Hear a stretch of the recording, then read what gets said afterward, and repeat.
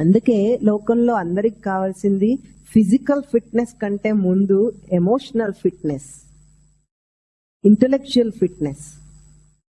ఇది మనిషికి నేర్పించాల్సింది. మనం ఏం చేస్తాం? యోగాసనాలు వేస్తారు. దేనికండి? అయితే ఫిజికల్ ఫిట్నెస్ ఉండొద్దా అంటే, ఫిజికల్ ఫిట్నెస్ ఉంటే ఒక స్థాయి దాకా మెయింటైన్ చేయాలి. కానీ ఫిజికల్ ఫిట్నెస్ మొత్తం కాదు.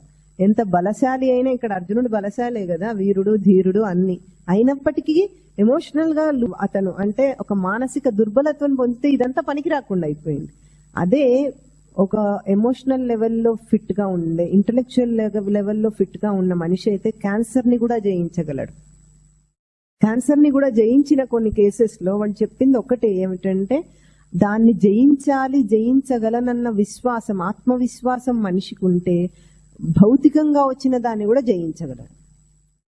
అంటే మానసిక దుర్బలత్వం ఉంటే శారీరక దుర్బలత్వం వస్తుంది. శారీరక బలం ఉన్నంత మాత్రం చేత మానసిక బలం రాదు. మానసిక బలం ఉంటే శారీరక బలం అదే వస్తుంది.